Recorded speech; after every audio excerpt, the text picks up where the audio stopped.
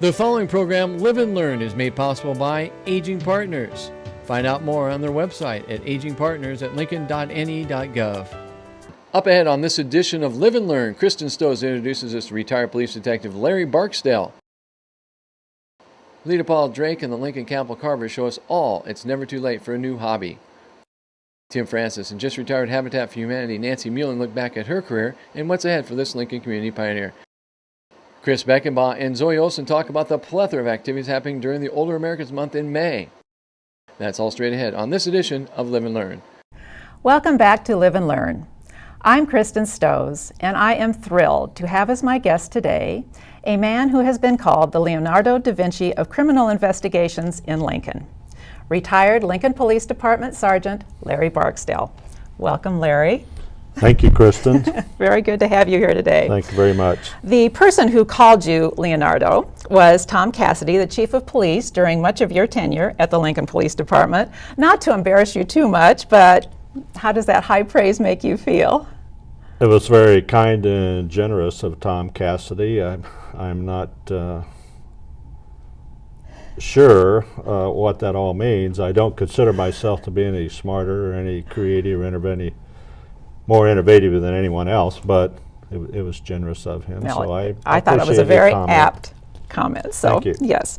During your 40 plus years with the Lincoln Police Department, you have seen many changes and advancements in criminal investigation, beginning in 1971 as you were a uniformed officer walking the beat. Yes. And working your way through the years to become the leader of the crime scene technical unit. That's correct. Could we please start by just having you take us through the steps of a crime scene investigation? It starts with the call comes in, Okay. and the uniform officers respond first, and often fire department, first responders. They then make an assessment so we can fast forward to the point that a crime has occurred, and then there's a need for crime scene investigation kind of people. Yeah. That's usually very involved because Lincoln has had the generalist officer concept since 1977, so our uniform patrol personnel do a lot of crime scenes. Mm-hmm. The crime scene tech unit responds homicide, suspicious death, first-degree sexual assaults, maybe large-scale burglaries, or something along those orders. Mm-hmm. But fast forward, they're there, and they're going to be used. And this generalist policing concept is unique in Lincoln. Is that true? There are other areas, other jurisdictions, other agencies around the United States that use the concept. I think probably of any area of significant size, 200, 250,000 Can you explain how that works, the generalist concept? Sure. I think Lincoln is unique. 200, 250,000 population type communities or more. The generalist concept is that the uniform patrol officer is the police officer that is responsible for whatever takes place on their beat. Okay. So they respond to the call, they do the interviews, they do the follow-up, they process the crime scene, take fingerprints, photographs, make casts, do all the work that they can do up to the point then that they need other people to participate with them. So they really take ownership of the case from the get-go. It's theirs till it's over. Even if it passes on to criminal division, they still are stakeholders in that case. Okay. I can see how that would be very important. Do you have input after the crime scene has been documented? Yes. Analysis of the evidence, interpretation of the evidence, submitting the evidence for more detailed analysis, such as sending it to a laboratory. And in Lincoln, our crime scene tech unit is a collateral duty. I see. So everyone who is a crime scene tech unit member also has another position. Oh. Maybe uniform officer, it may be follow-up detective, it could be sergeant, uniform sergeant. And you could also be called to appear in court? That's true, yes. Okay. In fact, we usually if you're in the crime scene tech unit on every major case, you can count on you're probably going to get involved in some kind of litigation. Does the crime investigation ever stop before it is solved, or does it remain open even if the leads are cold for months or even years? It remains open, a major case. Some crimes have a statute of limitations, such as 3 years on a burglary. Ah, I see. So after 3 years, then it essentially would be closed. Others have other statute of limitations, but some, such as arson, murder, some sexual assault cases don't have statute of limitations. I So see. they remain open forever. And it's important to keep that evidence. Yes, the evidence is stored indefinitely. I see, I see. I believe it was in the 1980s that you were introduced to blood spatter analysis, That's correct. and then you did much more training in it in the 90s, and That's it correct. became a really important part of your job. Could you please talk a little bit about what blood spatter analysis entails? It's interpretation of the geometric patterns formed by blood. Okay. Most often that is blood that has been shed from someone, although there could be situations where maybe it's manufactured.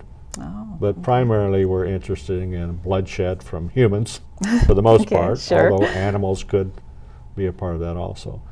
But it's looking at the geometric patterns and then interpreting them to try to make decisions on what took place, the behaviors that were involved, where people were at, and who the people were. With DNA, you can make identifications, but with patterns, as a shoe print or fingerprint, you might also be able to make an association from those blood stain patterns.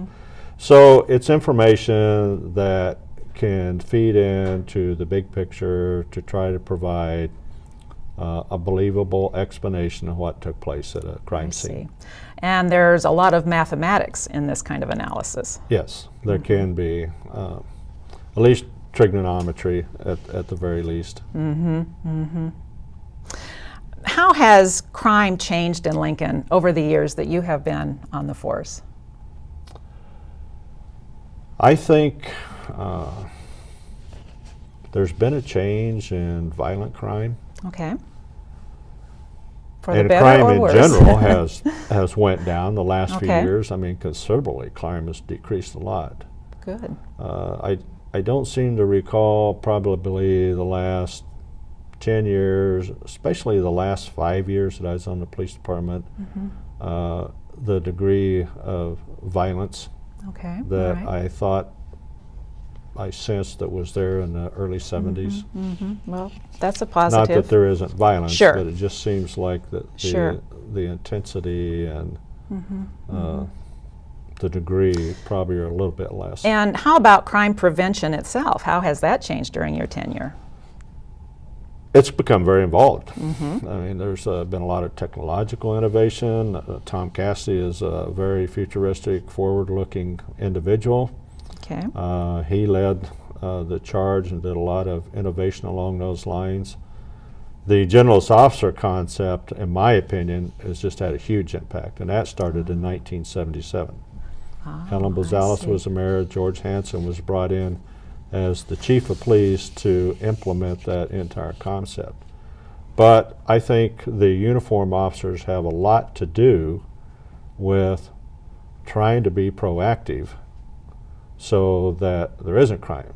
The theory is if you can prevent crime, you're much more ahead of the game than if you have to reactively investigate it and solve it afterwards. Oh, certainly, So certainly. dollar amount, cost benefits, quality of life is always much better if you can If you prevent. can prevent it from the beginning. And a lot of Yeah. innovative programs, the ACUDAT mapping program, the generalist officer concept.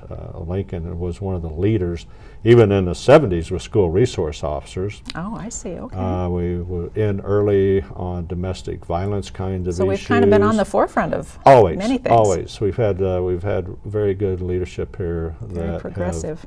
have been very progressive. So where do you see criminal detection going in the future?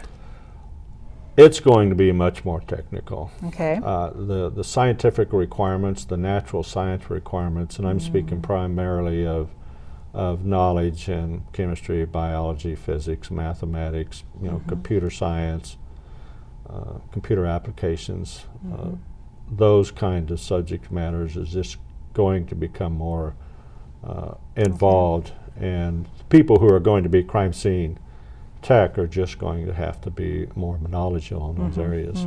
I think the world's requirement, the community's requirement, and the court's requirement. That's right, absolutely. What can the common citizen do to help law enforcement? The best thing to do is don't be a criminal yourself. Good answer. But assuming that you don't want to do that, the best thing to do is to take notes and call the police or someone whenever you see some behavior that's outside the norms of our community. That's probably the biggest thing to do, and then participate when you call upon to participate. You're And I asked to believe be we're a showing witness. 2 numbers on screen. One is for Crime Stoppers, Yes. and that's a call that's made if you want to stay anonymous, correct? That's correct. And otherwise, you can call the police non-emergency number, Yes. and so our viewers can see those and make note. Or you can stop the police officer on the street and talk There to you him. go. That's perfect. What in your career, Larry, has given you the most personal satisfaction? Well, I like the puzzle of solving cases, but I think more than just solving that, it's when there's something positive that happens Sure. to people, to individuals, to the community also. So that's a final payoff that somebody benefited from all of this. I would think if and someone it's- would come up to you in later life and thank you for stopping them from taking the wrong path early on, that has to be very heartwarming for you to hear, right? Can I tell you one quick story? Absolutely. I had a person who was providing me information. We Okay. call them informants. Okay. And this person's car broke down. So the person didn't have any money. So I called for a wrecker, and I thought, well, I'll use my credit card and pay for it if I have to. And the wrecker driver showed up, hooked up her car, wanted to take him to her house, and he said, I don't know if you remember me, but several years ago you came to my house and arrested my son for burglary and said, well, we need to do this. And he said, I just want to thank you, because after that he did his probation. He never got in trouble again. I've always waited for years to say thank you, so no charge for this tow. It's on me. So Doesn't that make everything yeah, that I mean, you've that done makes it all worth it then. That Yes. it did something, you did something right, and then it turned out to be right. Yeah. Well, Lincoln is very fortunate to have officers like this on Well, board, I think it's been encouraged since I've been here. Since I've been on the police department in '71 with Joe Carroll, the attitude was that your job is here to be a problem solver, and that's the number one thing to do. You're here to work for the community, not That's to enforce right. what you think are the right things to do or do what you think's Sure. right. Sure. And, the end run is that you're here to service this community in conformity with their values. Sure, sure. Well, I believe we have time for just one more interesting case that you might like to tell us about that happened during your tenure. Well, one that I was very interested in was auto theft one, is the titles. Okay. Is that the one we're talking about? Well, yes, that does come to mind. Okay. And this involved organized crime out of Ohio, and they were laundering titles in Nebraska. Oh, okay. And that means that somebody here changes the names, gets them back. What they would do, they would go to a salvage yard, buy a car, get a title with it, would say salvage. They'd bring the title to Nebraska, then it would say Nebraska, and the salvage would be taken off. Then they'd take the numbers off the wrecked car, put them on a new car, and then sell the new stolen car. Wow.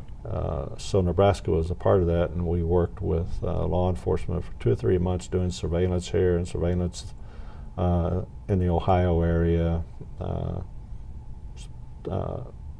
photographic surveillance, personal surveillance, gathering data until finally they was able to move on the case, and they arrested a lot of people and broke up that big operation.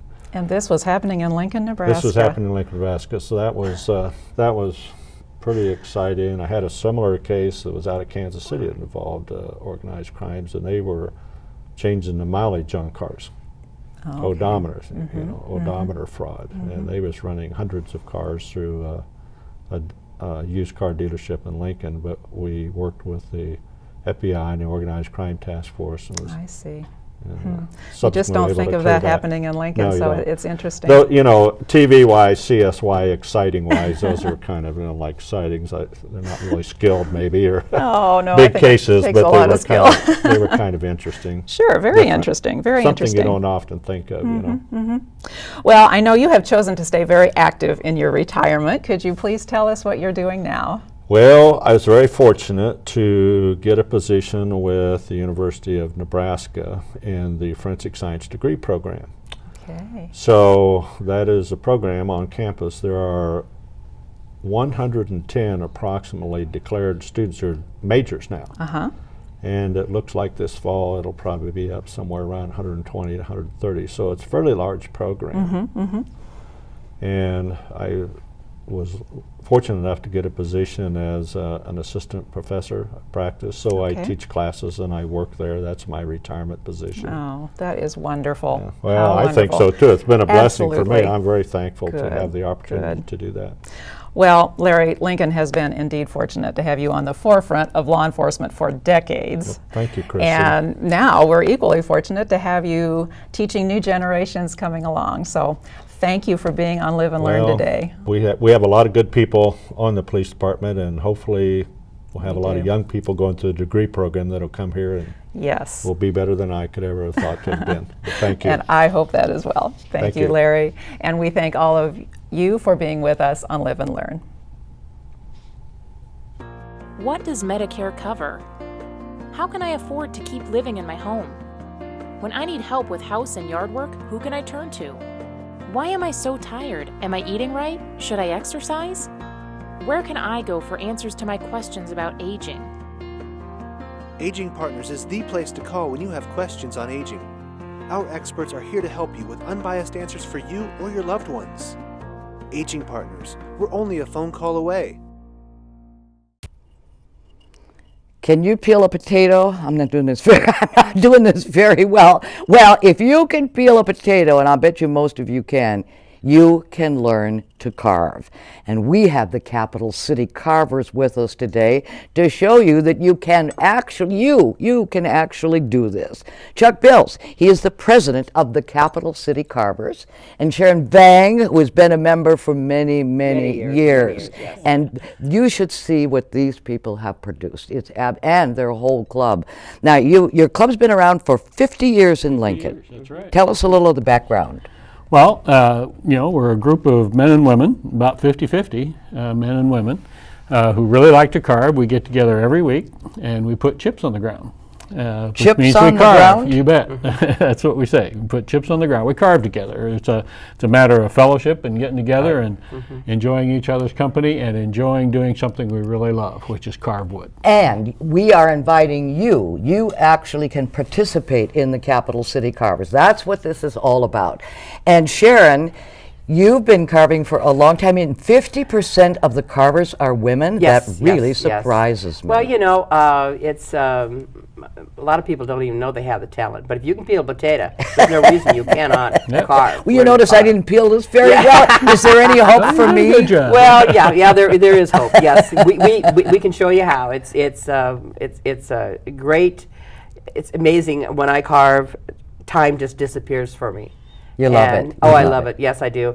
And it's the getting together of the same minds. When carvers are together, you all have the same interests, and so it's someone's always helping someone else to get where they need to be, and you can always ask for advice. And we just have a grand time at it. And these people will mentor you if you're interested in coming, and they do have free carving lessons the first Wednesday of every month. And we will get to those details. But we just want to kind of show you the wide variety of different styles of carving and different woods to carve. I had no idea. Okay, we're going to start with something called intaglio. Well, first, can I go ahead and I'm going to start carving? Wait, oh yes, Okay, would you I'm gonna do go ahead this? and start Okay. carving. Now she's going to carve actually a little owl. A little owl, yes. She calls it the 5-minute owl. Yeah. So it'll be done And don't well time me, before we're okay? done So- talking. So All right, go right ahead. what kind of wood are you starting This with? is a piece of bass, and I'm wearing a safety glove because safety is very, very important Yes. to us. And I also have a thumb guard. But it's not if you're going to cut, it's probably when you're going to get cut. But you need to use all the protection you can so that you're, and if you're using a tool properly, there's no way a tool can hurt you. It's when you get kind of lax and you use them wrong is when it happens. So, but I'll be carving a 5-minute owl. So, Okay, so you're right-handed. I'm right-handed, and your and the goes to the your glove left is hand. on the left hand. Oh, okay. yeah. And I have a thumb guard when I change the blade. So, Okay, so in just a few minutes, she will produce an owl out of that little piece of wood. All right, now let's start with the Okay. category called intaglio. Here is an example, and maybe you can describe and explain this to us, Well, Chuck. intaglio and relief are related, but intaglio is when you carve the image down into the wood. With relief, you carve away the background. Here, you've carved into the background and left the background. There's also an example over here of a Santa Claus that's carved down into the wood, and another carving, which is a farmer looking at his barn and farm with trees and so forth in the background. Those are both intaglio, carved down into the wood. So But then that's how do you get intaglio. those colors in there? Well, that's acrylic paint. Oh, so you just take Yeah. paint and put that, and what kind of wood is that? That's basswood in this case. The one that you held up there, Barn, was catalpa. Is that right, Sharon? yeah, and it came from a tree that was in the 80s was the largest tree in the state of Nebraska. It's in the history books in the forestry of. But it died before you took that. It just one day it just Fell fell over. over. Yep, yep. I didn't know, but they hollow out inside, and you could 3 men could put their arms around this tree. It's big, and you could walk around the inside of it. It just Good heavens. fell over. Well, so where do you get these woods? I mean, you have to wait until the No, tree there's dies? lots of sources. Well, yeah, the cottonwood, you want to take off a dead cottonwood tree. The bass is brought in. We have linden here in Nebraska. They call it linden Basswood tree. comes from the linden tree. Yeah, and then the other woods are usually brought in. You can order them from different places. Or you have some places you can get them here in Lincoln. I know Hardwood Heaven has Hardwood them. Heaven. Okay, so if you're wanting to work in a particular kind of wood, Yeah. you could find, you don't have to can go find out and search for that tree and wait till No. it dies. No. Basswood is probably the softest of the woods. Basswood. You know, and walnut, that's a different story. Now, the amazing thing is, she's talking while she's carving. I can't do two things at once. So that's an amazing concentration to be able to do that. All right, now we're going to talk about the carvings that are in the round. And that means, Chuck, that everything is rounded? And what Three-dimensional. Kind of You wood- can look at it and you see the figure from any angle that you want to look at it. That's in the round, and that's the majority of carving. Most of the examples we have here are in the round. Sharon has several: the Indian head, the buffalo, the goose, the fish. I just want to show this that's a because you turkey said feather. this was in the round. It's in the round. It's three-dimensional, albeit one dimension is very thin. It's still three-dimensional, and it's a turkey feather that And Sharon it carved. looks just like beautifully a done. feather. Absolutely. It's just amazing, and that is carved in the round. And the fish also here is considered in the round, and it's in the round because you can see it around 360 degrees. That, but so it doesn't require a particular kind of wood. You could use any kind of wood to do in the Bass round is probably, or tupelo would be the one you because that's soft. Yeah. If it helps understand in the round, we're in the round. Well, some of us are rounder than others. Okay, in the round, and so and then we have bark carvings. Now, bark's one of the not so common ways, medians that carve in.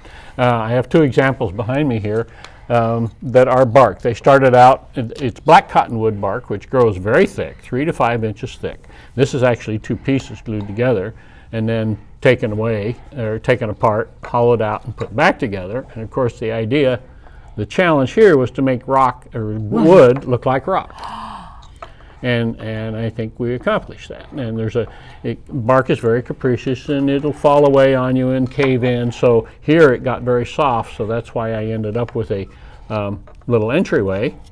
You did that one. Yes, I did that one, and painted it, and it's acrylic Well, paint. now, when I think of bark, it seems to fall apart, and it's fragile. It has to come off a cottonwood tree. Cottonwood, black cottonwood. Cottonwood. Now, It has to be a cottonwood, otherwise the bark won't And the colder the climate, the thicker it is. You can get it up to maybe Well, We yeah. get 3 the inches thick thick. stuff out of the Dakotas and Yeah. Montana. And I would Nebraska. think that's hard. Would that be hard? By it's hard, very I mean soft. difficult. I don't mean hard It wood. is.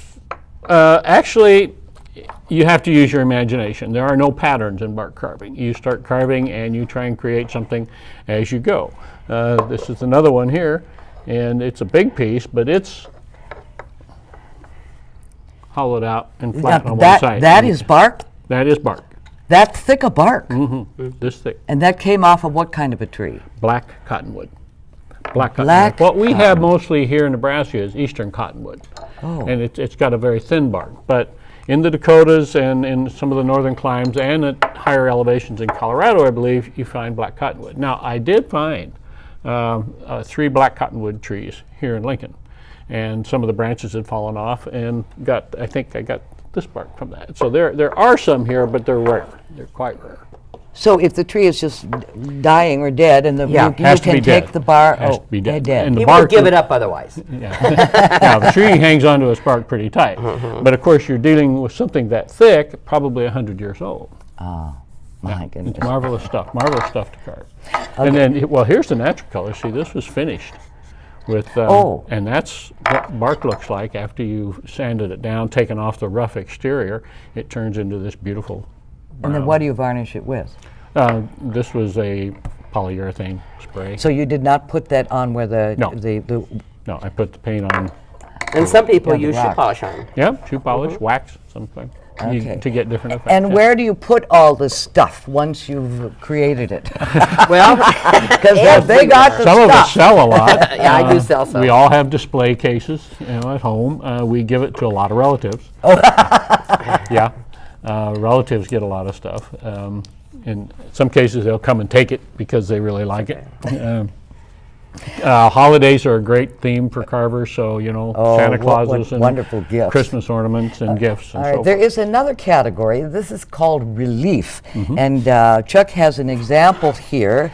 Let's show and Sharon explain did these what two that reliefs. is. Now, relief is closely related to intaglio, but you see the background has gone away and the animals are left in relief. This is not done yet. This is out This of is not walnut. done, and this little box What is is this also going to relief be? carving. What? It's It's a gun stock, It's a actually. gun. Oh, it's a gun stock. It's a gun stock, a practice gun stock. I've been interested in doing It's that. walnut, so isn't it? yes, it is walnut, Yeah, and it's it's very not tough. A lot of Very it's done with hardwood. power. And so this looks like a bear. Yeah, Yes, it is a bear. Mhm. it's a nature theme with a bear in it. Okay. And she's carving the items in relief. So that's relief, and then this is relief. If the background is being carved away, leaving the figure in relief. What a special little box It is there. nice, Now isn't let's it? see. I'm going to open this. Oh, wouldn't that nice jewel box? Yeah. Nice little gift box. Wouldn't that be a special present? And where do the children's toys come from? Here's here. Good. No, What just- am I doing here? Go like this.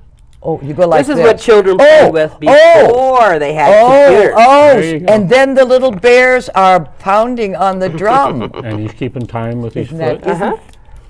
Oh my goodness! There's so many special things. This is a very marvelous group. Here's the owl. You're done. I'm done. You're done. And this is yours. There you go. Oh, I didn't put his tail on. Wait a minute. Let me put his tail on. Put the tail on. You Forgot know. the tail. Forgot the tail. Oh, she did something. She surprised me when we chatted before I know. about all of the. Oh, isn't that? And His you- eyes made a little look bit- at- How did you get brown eyes when you were? Well, I had a little paint. You've already painted. I already Brought the painted paint. him, yeah. She brought the paint. Paint. Yeah. There you go. Good little owl. 5 minute You know, owl. the Capital City Carvers, they have a special place in my heart because I gave a presentation to them at one time, several years ago, I think, and they were so, isn't that darling? So if she can carve that in just a few minutes, really, that's incredible. Yeah, it's mostly as well as what the cut you'll learn is you'll learn a push, kind of a scissor cut, and then you'll also learn a stop cut, and those are very, very important. Yep. If you can do those two cuts, you can just pretty much carve anything.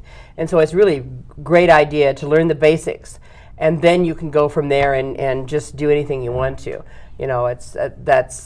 You're only yourself is the one that restriction on where you want to go with the carvings. Well, and where we want to go now is, and when I said a special place in my heart for the Capital City Carvers, I was giving a presentation to them several years ago, and look at what they presented me with.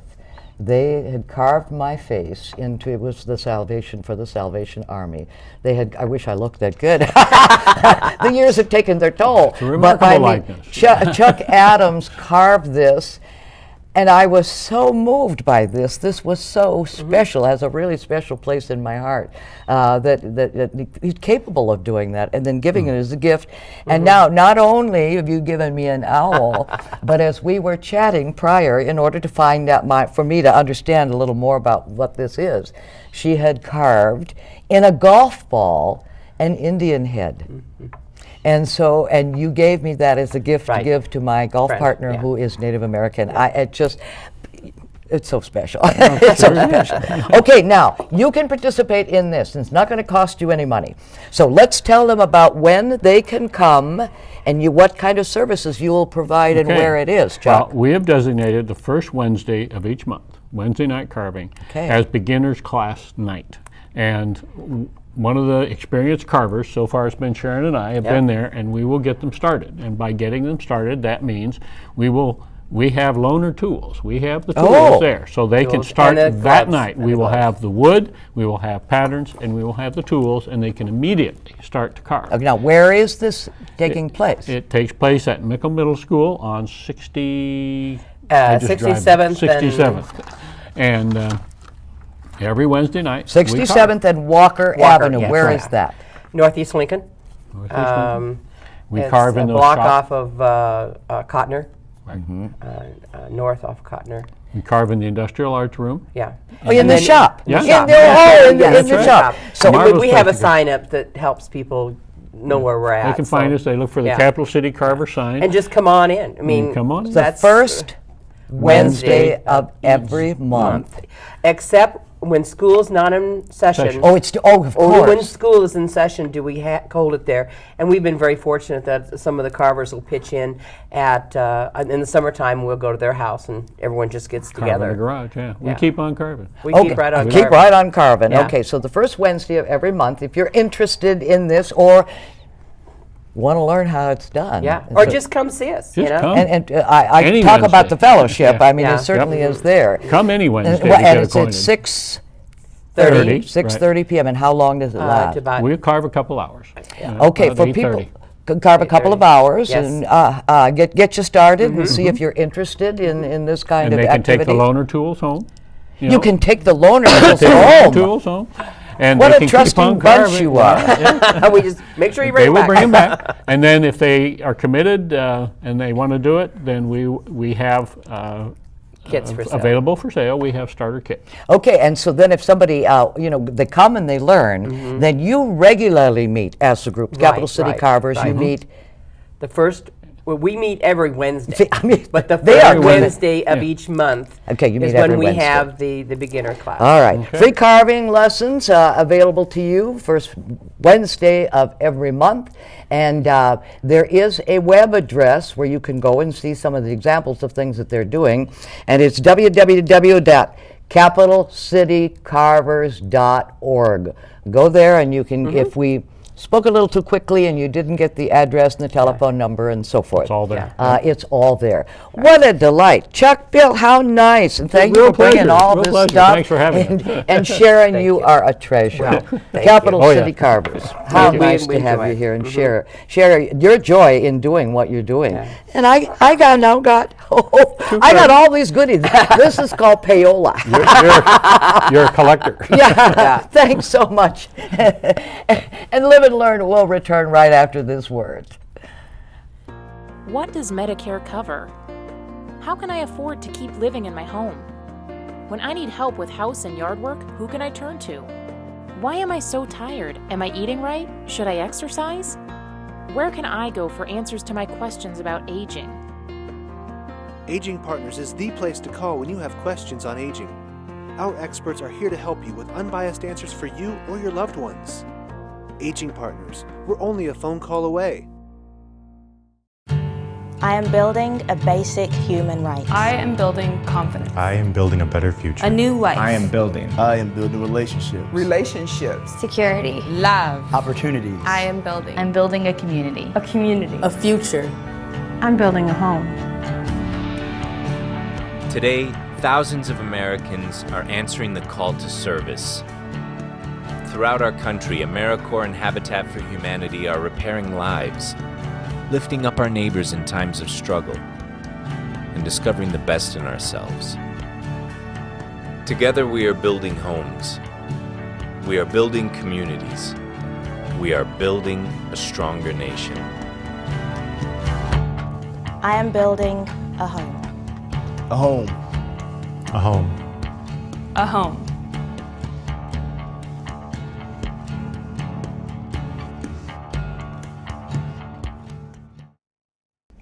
Thank you. Welcome back to Live and Learn.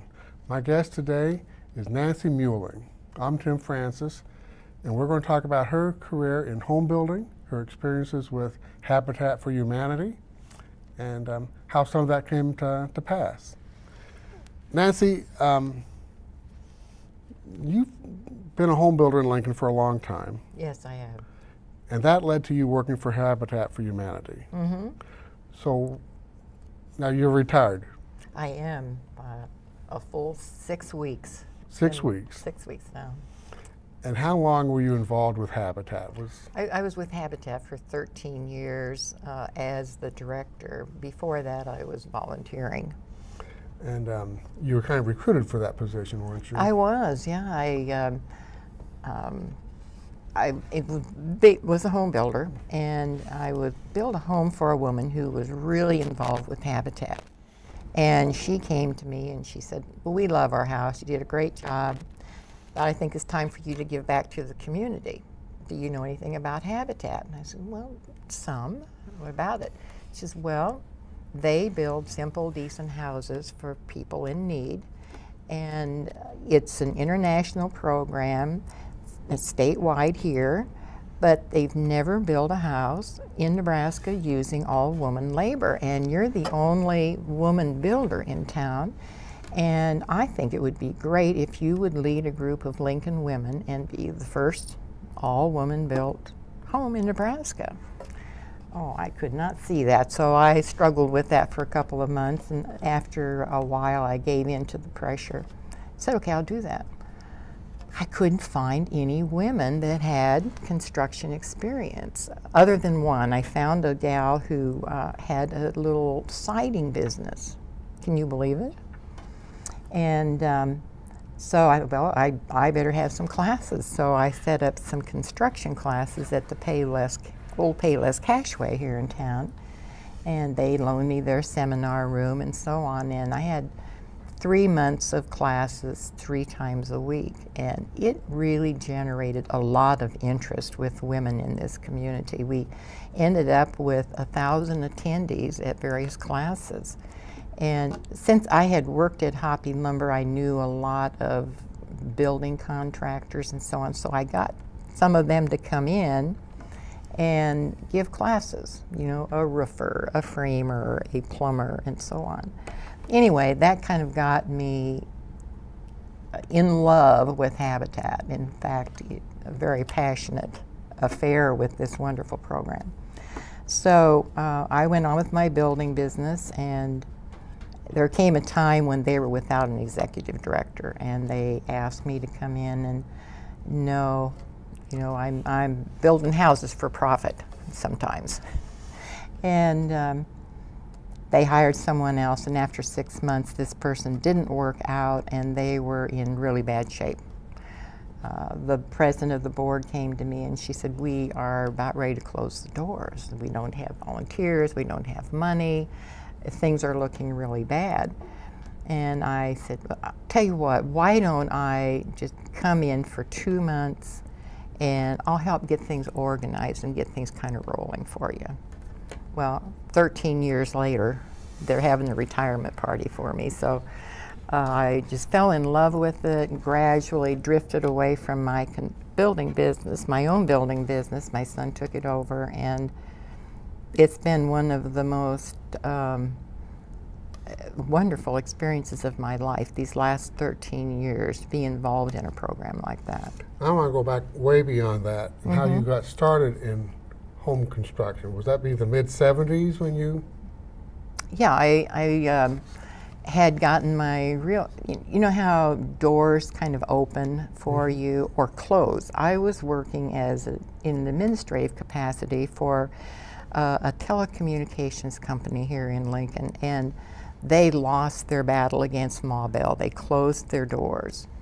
At the same time, my husband's company went into bankruptcy. So here we were, both having had nice paying jobs and nothing. And the only way that I could repeat my income would be to get into sales. And so I got my real estate license. Got going in that real well for a year or two, and then the interest rates went way up and nothing was selling. Nobody could buy anything. So in order to supplement my income, once again, something that looked negative turned out positive, because I took a job with the Hoppe family. And they were developers in town, and they had 2 lumber yards. So I became their administrative assistant and handled the sale of their lots and so on. And in that capacity, then I met and became very well acquainted with people in the construction industry and with some of the functions of the construction industry. Then after a while, I think it might have, I can't even keep the years straight now, but late 70s, I imagine, early 80s, my brother was a builder out in Dawson County, in Buffalo County, and there was a big slowdown out there. They weren't building anything in that area. And so my brother was going to have to move in order to find work. And I didn't want him to move, obviously. He lived next to my newly widowed mother, who was living on an acreage, and it would change her lifestyle totally if he left. So I was trying to brainstorm and figure out ways to keep him in the territory. So I said to him, I think I could find work with the builders that I know in town for you and the 3 guys on your crew. Why don't I find work for you in Lincoln and find an old house for you to rent, and you guys come on Monday morning, I have work lined up, and you batch all week and you go home on Fridays. And you do that until the economy picks up in your area of the state again. Well, he thought that was a great idea, so that's what we did. And that worked for about 3 or 4 months, and then he said, Sis, I can hardly stand to work for these young builders when I've been in business for myself so long. So he says, I have enough money to build a spec house here, and of course you have your broker's license and everything. You could sell it for me, and let's do that. So the Hoppe family was very generous to me with my time, and they said, well, sure, he's buying all of his lumber from us. You go ahead and you help him get going on this. So he said, tell me what to build that'll sell.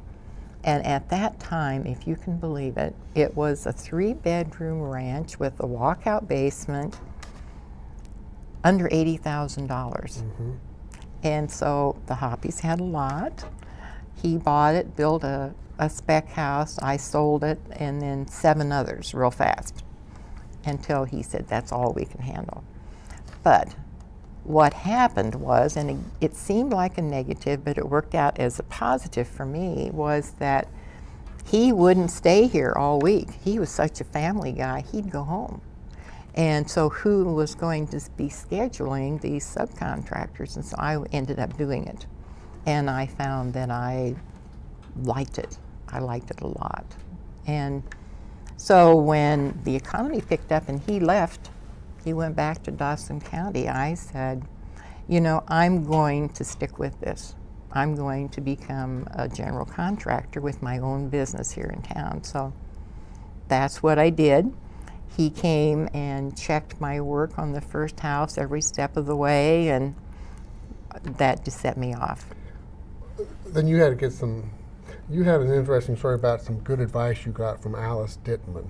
I did. At Cornhusker Bank. I did. Tell that. And I think she's helped a lot of people in this community, but especially women. I went to a seminar that she held about women getting ready to get into a business of their own. And she gave such wonderful tips. She said, whatever you do when you go in to get your first loan, you be prepared. Some of the things that they'll ask for is a history. You know, what qualifies you to think that you can build a house or whatever it is that you're trying to do? So I prepared everything I needed. And keep in mind, this is at a time when most women were still taking care of the children and baking cookies at home. They weren't, you know, it just wasn't normal for women to be out that much building. So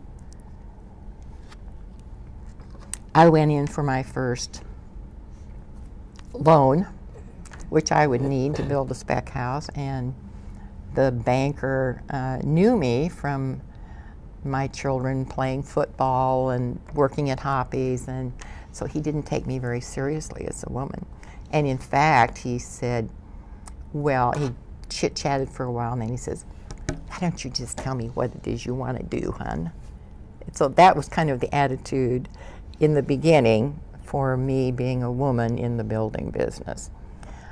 Everything he asked for, since Alice had told me what to do, I had prepared for him. So you had a game plan. I had a game plan. I knew what I wanted to build. I knew the cost estimates of that house. I knew the projected profits, on and on.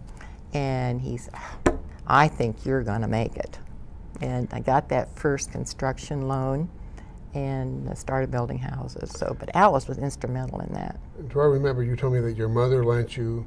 Yeah, my big, you know, the funding that I had was $14,000 from my mother, and I put $1,000 down each on 14 lots, again in the Hoppy's area, really nice lots. So you were building north of O Street. I was building north of O. I could not understand why there was such a stigma against people building north of O Street. And so I really started promoting North Lincoln. And did you do a show home? Or? I did. At that time, KFOR sponsored a dream home every year. And I called them when I was just getting into the business, and I said, I noticed that you have a dream home every year, and it's always south of Oak Street. And there's a lot of people who could afford a nicer home and like to live north of O Street. And Roger Larson was managing KFOR at that time, and he said, you know, I think you're right. Can you come to a board meeting tomorrow afternoon? So I did, and we made an arrangement whereby they did an on-site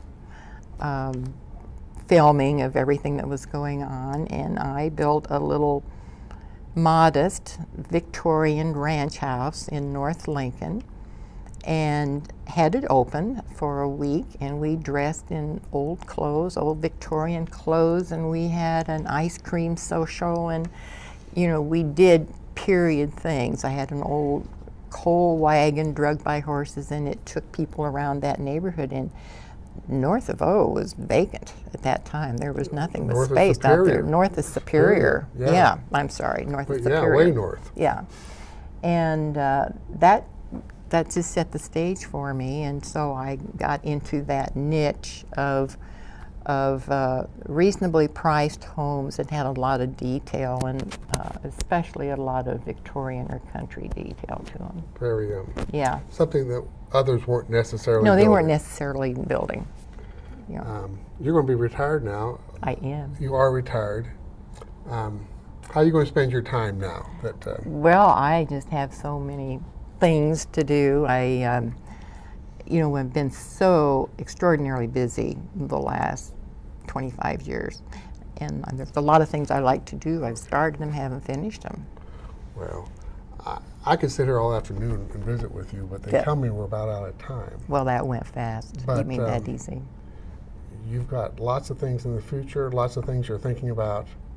I do. And you're available to others. I am available to others. I think after about 3 months, I'll have my closets cleaned and my projects finished and ready to contribute to the community. That's not hard to imagine. Yeah.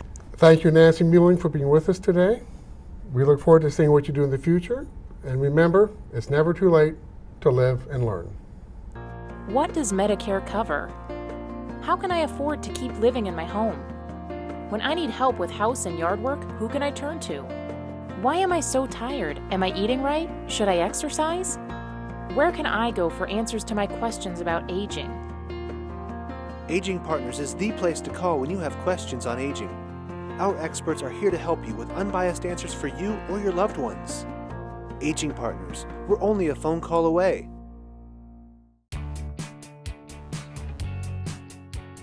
Hey Lincoln, I'm Sarah Erdlin with the Re-Energize program, and I'm happy to report that hundreds of households across the city have been re-energized, and we're taking action to improve energy efficiency all over Lincoln.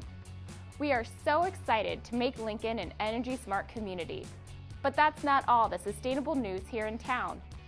Earth Day is April 21st at Antelope Park, where once again organizations and individuals will gather in support and celebration of Lincoln's sustainability efforts.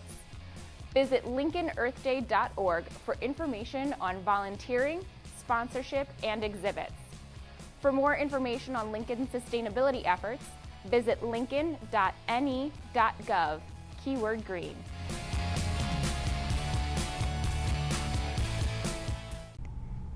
You may not be aware, but May is Older Americans Month, and at Aging Partners, we'll be celebrating all month long. It's my pleasure to have with me today Zoe Olson, the Marketing Communications Director for Aging Partners. Thank you. Welcome, Zoe. Well, thanks, Chris. It's good to be here. Did I get your title correct? You did. Close enough. Close enough. Close enough. Well, I know there are a lot of things scheduled for May. Can you tell us about the first one? I think coming up May 8th? Well, actually, I'm going to start before May 8th. Okay. You know, on Live and Learn, we usually do 4 segments of different informational programming, but during the month of May, we're doing a talent show, and it's Lincoln Seniors Got Talent. Lincoln Seniors Got Talent. You bet, because we think a lot of Lincoln seniors have talent. And so we're going to be taping on April 19th at the beautiful Savannah Pines Auditorium that morning, and people who want to sign up and show us their talent can do so by calling me, and my information is on the screen with the graphic from Lincoln Seniors Got Talent. So they can call me or they can email me, and we'll be taping from 9 in the morning till noon, and that's going to be our program on May, so people can tune in and see how many talented people we have in Lincoln. And what if a senior is not sure they have the talent but want to stop by and watch? Would that be all right? That would be fabulous. So we'll have a whole house full. I know there's 150 seats in that theater where we'll be making television. Fabulous. So let's have a great crowd out for Lincoln Seniors Got Talent. Exactly. That'll be fun. So and that's kind of the first thing. April 19th. Absolutely. Okay, what's next? Well, next on Wednesday, May 8th, we're going to be hosting Hubert Humphrey III, who goes by Skip. And many of our viewers will know that name. And he works for the works to prevent financial abuse of older Americans, and he works out of the Consumer Protection Agency in Washington, D.C. And so he's going to speak at an outreach breakfast for us in the morning, and those are for people that work in the aging industry. And then at 10 a.m., he'll be presenting a seminar for legal professionals, attorney generals, county attorneys, law enforcement. And then at 2 p.m. we'll have another event open to the public where he'll be doing a presentation. And these will all take place at our Aging Partners headquarters at 1005 O Street in the lower level. So people are welcome to attend those.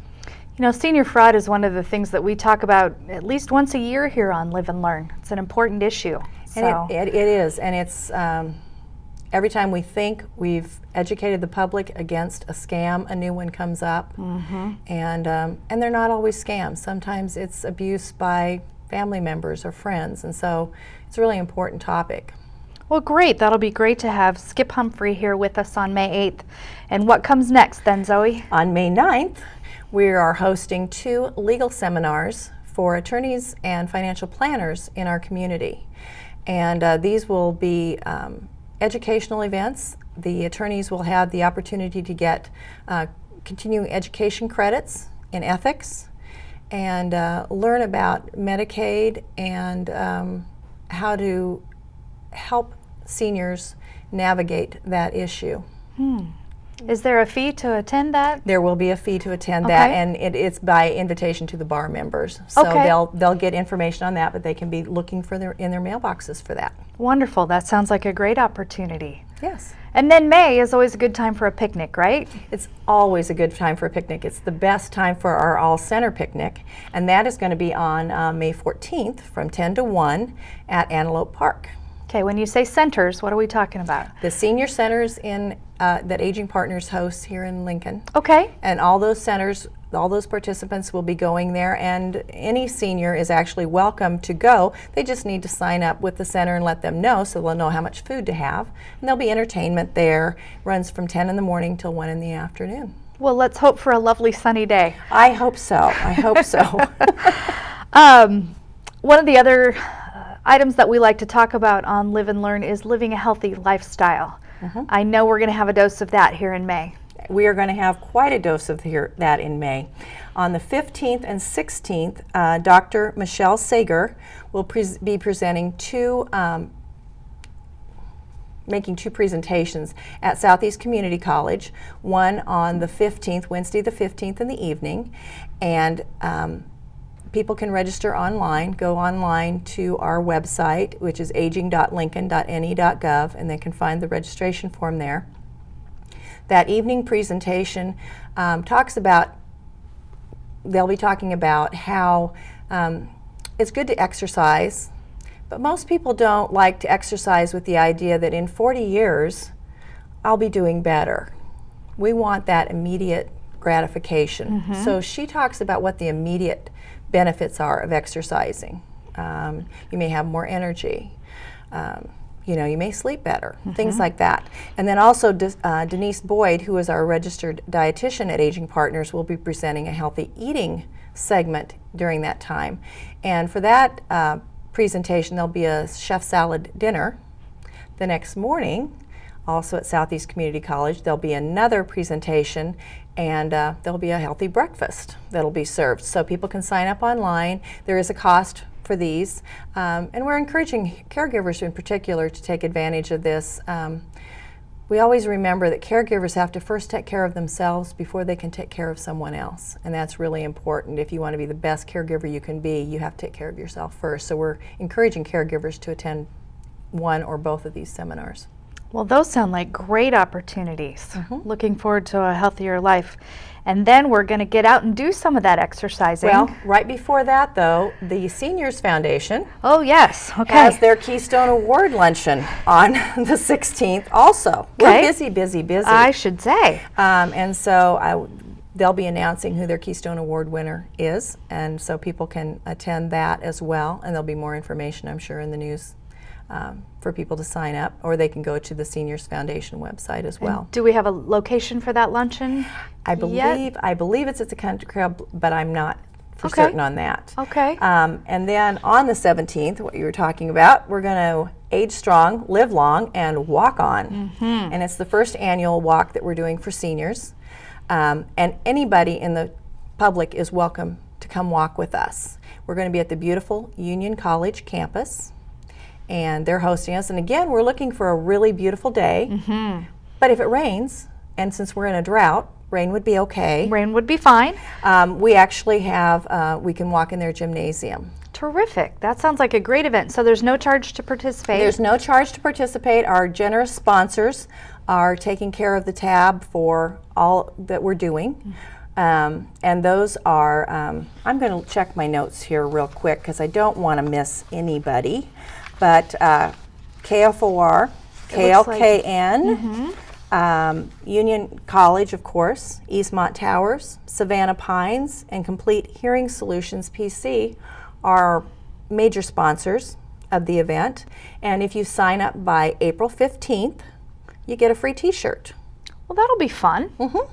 And you'll also get a bag, a reusable bag that you can take to the grocery store or shopping, and it folds up into this neat little bundle, so you can put it in your purse, you can put it in your pocket, and you'll always have it with you. So those are a couple of giveaways. We'll have lots of vendors at the event, and they'll be giving lots of information out, and as well as, I think, some other goodies. Terrific. So it's just a 1 mile walk. We have 2 different routes, and again, you can get a registration form online and just download it, send it in, because we do have to have a signed registration form. Okay. But if we receive those by April 15th, you get that t-shirt. Terrific. Terrific. Do we know the color? The color of the t-shirt is going to be white, because we want all our fabulous sponsors' names and graphics to show out beautifully on this shirt. All right. So, well, there you go. White works on everyone, right? it does. It's a good color. There you go. What's next, Zoe? Well, next, on May 21st, we have our Older Americans Dance fundraiser at the Auld Pavilion, and that will be from 7 to 9. Great entertainment there, and the seniors can come out, dance. Anybody can come out and dance and help us raise some money to support our senior centers. This year, due to budget cuts from various levels, because Aging Partners receives funding from various governmental sources, the money has gone down, but the number of people we serve has gone up, and we want to be able to continue to keep serving our clients, and so we're fundraising so that we can keep serving our clients despite whatever government funding issues occur. So this is one way to support your senior center. And then on the 22nd, if you can't make it to the dance, but you do like to eat.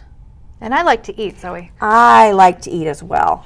You can go to Dine Out for Senior Centers. Okay. And we have several places all over town that you can do this. Golden Corral Buffet and Grill, Grisanti's, Lee's Chicken, Stouffer's Cafe and Pie Shop, and the Engine House. So we're all over town, and all we ask is that when you go out to eat, you say thank you for supporting our senior centers. And that way they know that you're there specifically for this event, and a portion of their proceeds that day will go to support the senior centers in Lincoln.